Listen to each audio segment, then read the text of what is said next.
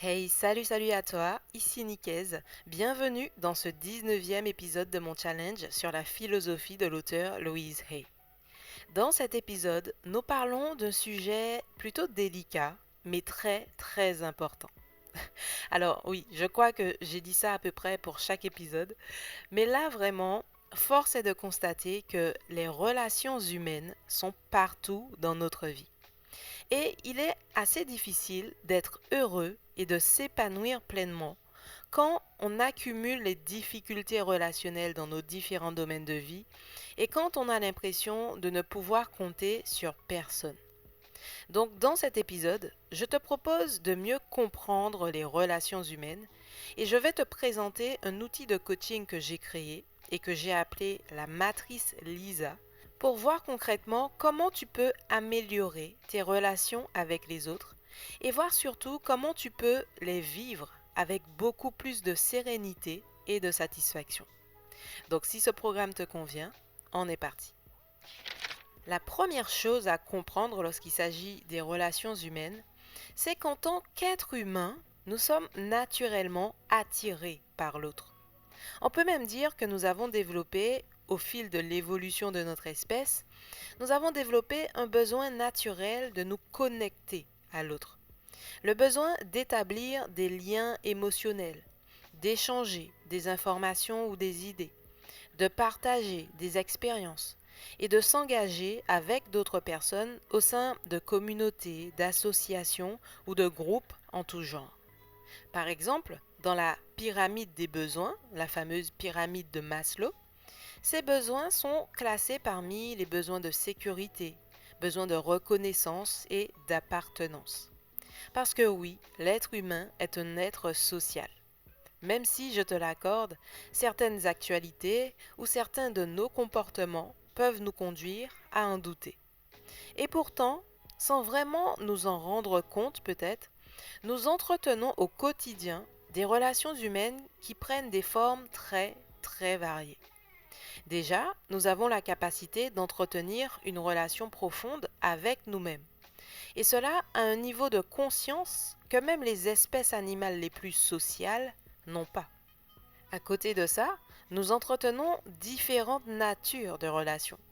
Des relations familiales, sentimentales, amicales, professionnelles, commerciales, administratives. Nous avons maintenant des relations virtuelles, etc. Et on pourrait continuer à distinguer nos différentes relations encore longtemps, mais tu vois juste là à quel point notre panel de modèles relationnels est riche et varié. Et la conséquence de ça, c'est que même les plus introvertis d'entre nous, même les plus isolés d'entre nous, et que cet isolement soit volontaire ou involontaire, en fait, chacun d'entre nous est quand même amené à vivre des relations avec les autres d'une façon ou d'une autre. Et le plus drôle, c'est que même le refus d'interaction sociale est lui-même une forme choisie de relation aux autres.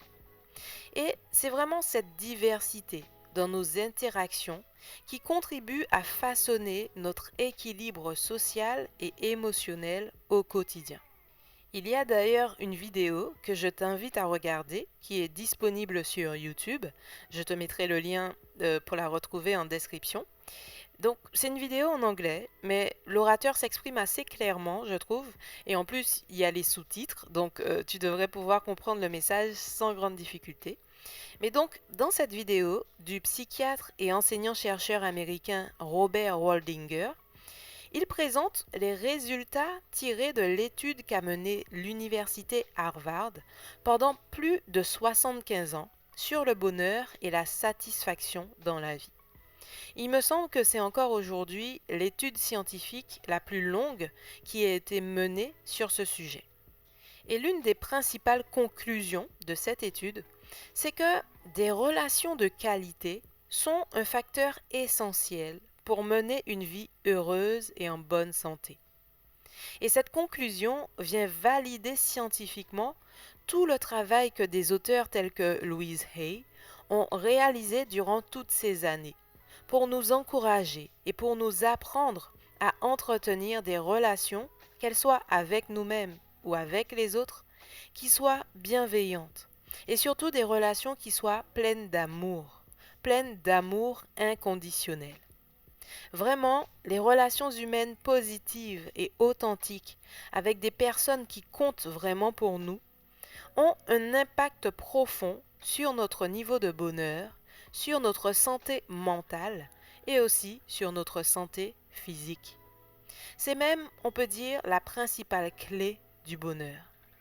Mais alors, on peut se demander légitimement si nous avons tous, collectivement, intérêt à développer des interactions sociales qui soient positives et bienveillantes, pourquoi nos relations avec les autres au quotidien sont parfois si difficiles? Pourquoi les relations humaines sont si souvent vécues comme source de souffrance et d'insécurité? Alors, la réponse courte que je souhaite apporter à cette question, c'est que la réponse se trouve dans notre approche même des relations, dans notre manière d'interagir socialement. Parce que la plupart de nos interactions sociales sont finalement assez superficielles. Nous nous laissons guider par les besoins et les désirs de notre corps, par notre ego, notre mental, nos émotions. Et nous cherchons en fait principalement à faire et à avoir pour se sentir bien. Et ce fonctionnement finalement nous pousse à avoir plus ou moins les mêmes attentes vis-à-vis de l'autre. Et cela peu importe la nature de la relation. Et tu peux faire le test. Je t'invite à te demander qu'est-ce que tu attends de tes relations. Tu peux aussi poser la question autour de toi. Et tu verras que la grande majorité des réponses ressemblera à dans mes relations, j'attends du respect, de la considération, de l'écoute et de la compréhension, de la confiance, de la fiabilité, de l'efficacité, du soutien, du partage, du plaisir, de la stimulation, qu'elle soit physique, intellectuelle, émotionnelle, etc. Mais dans tout ça, le problème qui se pose, c'est que de telles attentes sont forcément source de déception.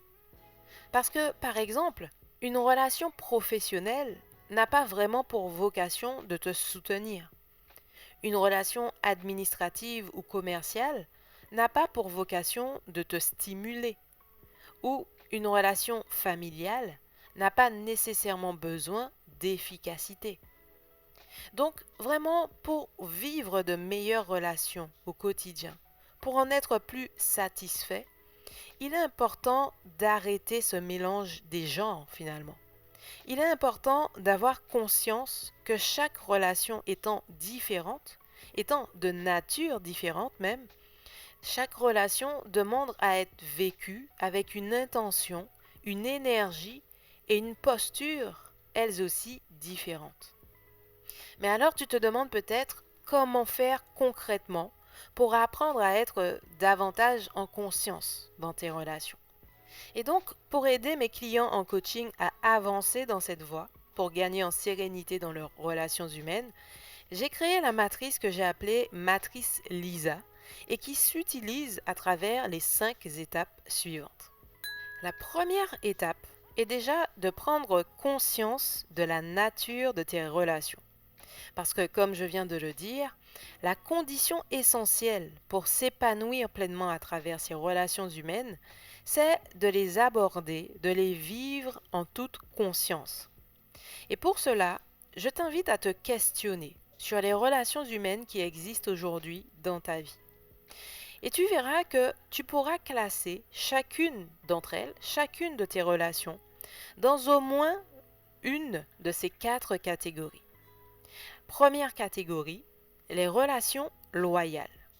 Ce sont les relations qui s'imposent à toi, que tu n'as pas forcément choisies, mais qui s'imposent à toi et que tu ne t'autorises pas à interrompre, même si elles ne sont pas satisfaisantes. Tu ne t'autorises pas à les interrompre par loyauté et par sentiment de responsabilité. Alors ici, généralement, la plupart des relations que l'on classe dans cette catégorie sont les relations familiales. La deuxième catégorie, ce sont les relations subies. Ici, ce sont des relations que tu as peut-être choisies par le passé, mais qui aujourd'hui ne te satisfont plus, que tu ne choisis plus d'entretenir, mais pourtant que tu conserves par peur du rejet, par peur du manque ou par peur de la solitude. La troisième catégorie sont les relations intéressées. Ce sont celles que tu entretiens par intérêt. Alors, ici, il n'y a rien de péjoratif dans ce mot intérêt, c'est un fait. Ce sont des relations que tu entretiens donc pour satisfaire un besoin, que ce soit un besoin de paraître, un besoin de faire ou un besoin d'avoir. Et enfin, la dernière catégorie sont les relations authentiques. Ici, ce sont des relations qui prennent la forme de profondes connexions d'âme. Ici, nous ne sommes plus tant dans l'ego ou le mental, mais nous sommes dans l'être, purement et simplement. Ce sont des relations qui te permettent d'être pleinement et joyeusement toi-même en toute authenticité. Et cette quatrième catégorie est la plus rare, mais pourtant c'est la plus importante. Puisque même l'étude menée par l'université Harvard, dans les conclusions, on voit que ce qui compte réellement dans les relations humaines, c'est pas la quantité, c'est pas le nombre d'amis, le nombre de relations, mais c'est vraiment la qualité de ces relations. Donc, cette décomposition de tes relations humaines en 4 catégories peut être représentée sous la forme d'une matrice, donc comme je te disais, que j'ai appelée la matrice LISA, et que je t'affiche maintenant à l'écran. Je t'invite également à lire l'article complet de cet épisode, tu verras les choses beaucoup plus en détail. Et dans les bonus de ce challenge, tu peux télécharger la fiche au format PDF, la fiche de cet exercice. Donc on continue et on passe à l'étape 2 dans l'utilisation de cette matrice LISA. Cette deuxième étape consiste à développer tes relations authentiques. Donc ici, il est vraiment question de se concentrer en priorité sur la catégorie la plus importante, cette catégorie des relations authentiques. Ce sont vraiment des relations qui t'apportent une profonde joie et de l'épanouissement. Et par conséquent, ce sont des relations qui demandent à être nourries et développées. Et vraiment, la toute première relation qu'il est important, capital de faire entrer dans cette catégorie de relations authentiques, tu l'auras sûrement deviné, c'est la relation que tu entretiens avec toi-même. Et voilà ce que nous dit Louise Hay à ce sujet. Si vous voulez guérir une relation, souvenez-vous que la première relation que vous devez améliorer est votre propre relation avec vous-même. Pourquoi quelqu'un voudrait-il être avec vous si vous-même ne vous supportez pas? Lorsque vous êtes heureux avec vous-même, alors toutes vos autres relations s'améliorent d'elles-mêmes. Une personne heureuse est toujours extrêmement attirante. Si vous souhaitez attirer plus d'amour, alors vous devez vous aimer davantage. C'est aussi simple que ça. Lorsque vous vous aimerez vraiment, vous resterez centré, calme, sûr de vous, et vos relations chez vous comme au travail seront plus paisibles. Vous remarquerez que vous réagissez désormais différemment face aux personnes et aux situations que vous rencontrez. Les questions qui étaient autrefois désespérément importantes pour vous ne vous sembleront plus tout aussi cruciales. De nouvelles personnes entreront dans votre vie et peut-être que d'autres en disparaîtront. Cela peut être effrayant au début, mais cela peut aussi être extrêmement rafraîchissant et passionnant. Alors sincèrement, comme nous l'avons vu dans les épisodes précédents de cette série sur la philosophie de l'auteur Louise Hay, je t'invite vraiment à apprendre en priorité à te connaître, à t'aimer inconditionnellement et à nourrir tes sentiments de paix et de sécurité intérieure. Et tu verras qu'il te sera alors beaucoup plus facile de nouer des relations authentiques avec d'autres personnes. Alors, pas avec tout le monde, nous le verrons plus en détail un peu juste après, c'est normal, mais d'autres personnes qui sont dans le même état d'esprit, dans le même niveau de conscience surtout, viendront plus naturellement vers toi avec joie et fluidité.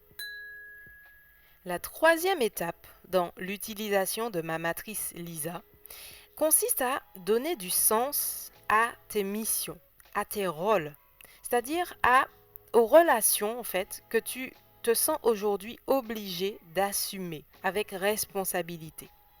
Donc ici, il s'agit de t'intéresser aux relations que tu as classées dans la catégorie relations loyales.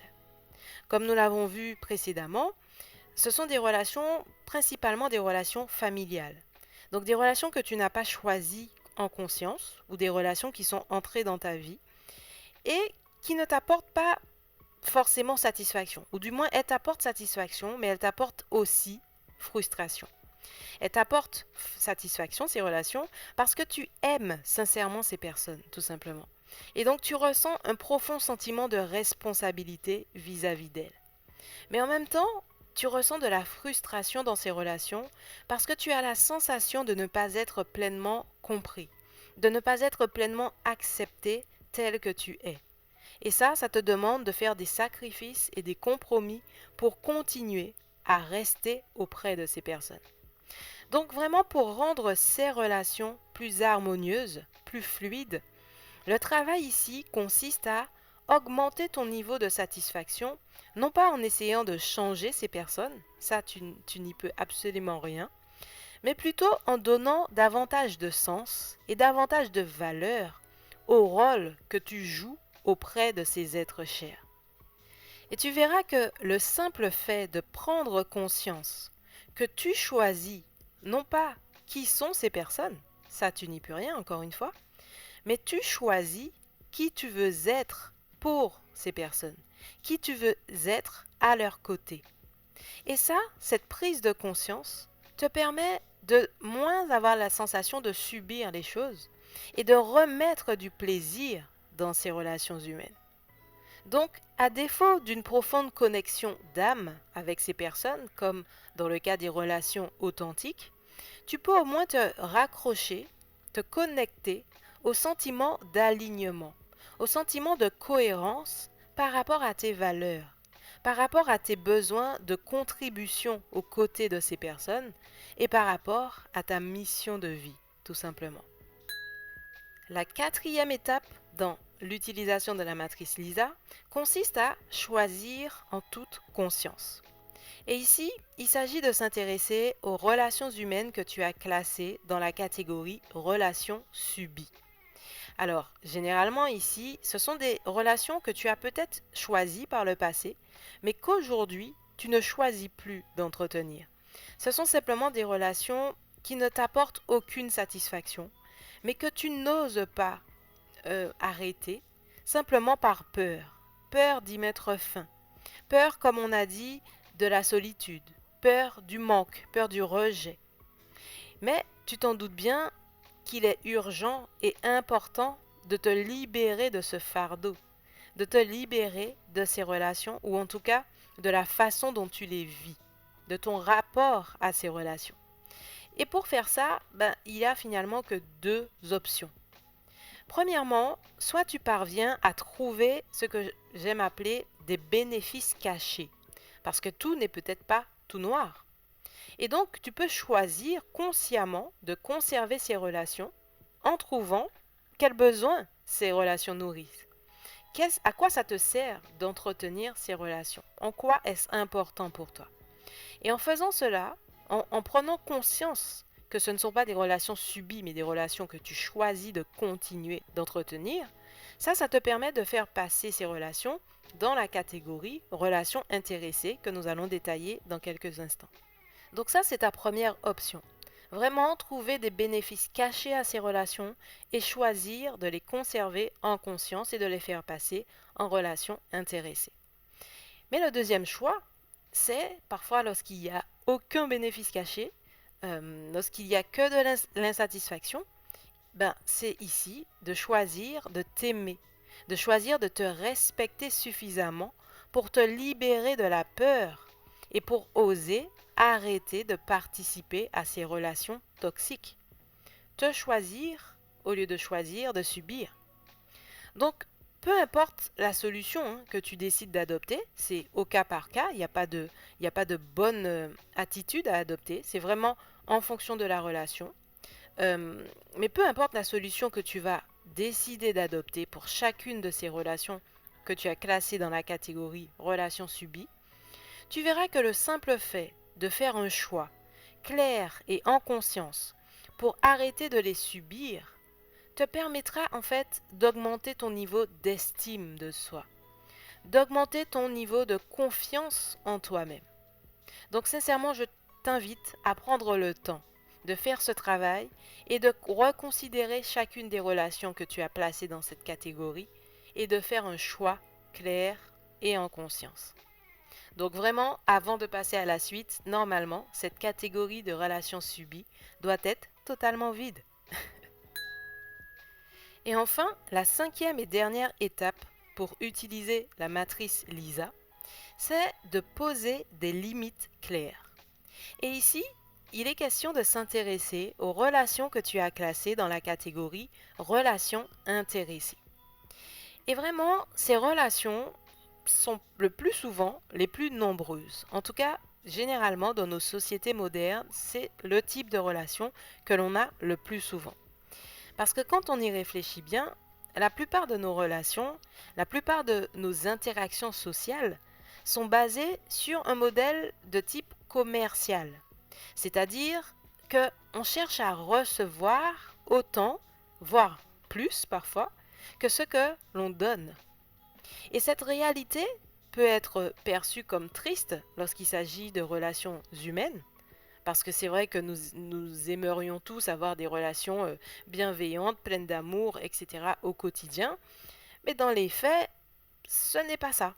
Donc, est-ce qu'il faut chercher à lutter ou est-ce qu'il faut simplement accepter et expérimenter ces relations en conscience? Et le simple fait de le faire permet de les vivre avec plus de fluidité, avec plus de légèreté, de facilité et de sérénité au quotidien. Tout simplement parce que cette prise de conscience nous permet de revoir nos attentes. Ça ne sert à rien d'attendre d'une relation professionnelle du soutien, de la compréhension, du plaisir, etc. Comme nous l'avons vu, la relation professionnelle n'a pas forcément vocation à ça. Donc, on diminue nos attentes, en tout cas on les change. On va plus rechercher dans ce type de relation de l'efficacité. Mais le fait de changer nos attentes nous permet de ressentir moins de déception, de frustration. Et vraiment ici, cette catégorie des relations intéressées, c'est la catégorie par excellence de l'expérience terrestre. On est là pour ça, en fait. On fait l'expérience en grandeur nature, de l'ego, du mental et des émotions. Voilà. Mais on est là pour apprendre, en fait. On sait, on adapte nos attentes vis-à-vis de ces relations et on comprend que ici, dans cette catégorie, les interactions sociales doivent être considérées pour ce qu'elles sont, à leur juste valeur, c'est-à-dire des expériences que l'on choisit de vivre parce qu'elles sont nécessaires et parce qu'elles sont bénéfiques à notre évolution. Donc vraiment l'idée ici, c'est de parvenir à trouver le juste équilibre. L'équilibre entre ce type de relation avec les autres de façon intéressée, assumée et en conscience, et la relation avec soi-même. Et c'est là où la notion de limite est importante. C'est-à-dire définir clairement jusqu'à quel point nous sommes prêts à accepter de vivre ces relations. Et donc pour trouver ce juste équilibre, on peut agir sur trois leviers. Premièrement, c'est d'éviter de prendre les choses trop personnellement dans ces relations. Deuxièmement, c'est en apprenant à poser des limites claires qui soient basées sur le respect de nos besoins et sur l'amour de soi, là encore. Et enfin, c'est de vivre ces relations intéressées en continuant à agir là encore avec bienveillance, avec ouverture et détermination. C'est-à-dire continuer à faire de notre mieux. C'est pas parce que nous sommes dans des relations intéressées que nous devons être les premières ou les premiers à faire du mal autour de nous. Donc continuer à agir en conscience, mais dans le seul but de faire les expériences dont nous avons besoin, dont nous avons envie, et dans le seul but d'apprendre ce que nous avons à apprendre pour revenir de plus belle dans notre zone d'authenticité. Donc comme on l'a vu dans cet épisode, la complexité de nos relations humaines provient principalement de notre manque de conscience et notre manque de connexion spirituelle dans ces relations. Alors qu'en faisant le choix de nous engager de manière plus réfléchie, de manière plus profonde et consciente dans nos interactions sociales, nous avons la possibilité de transformer nos relations humaines en de véritables sources d'épanouissement, de croissance et de connexion authentique. J'espère vraiment que ma matrice Lisa et les 5 étapes que je t'ai proposées pour l'utiliser efficacement t'aideront concrètement dans cette voie pour développer davantage de relations en conscience. Je t'invite à me dire en commentaire ce que tu as pensé de cette matrice. Je reste à ton écoute, je réponds à toutes tes questions. Je suis également là pour t'accompagner dans son utilisation, pour t'aider à trouver ton équilibre dans tes relations. Laisse-moi un like, partage cette vidéo, abonne-toi à la chaîne si ce n'est pas encore fait et je te dis à très vite pour le prochain épisode de ce challenge. Ciao!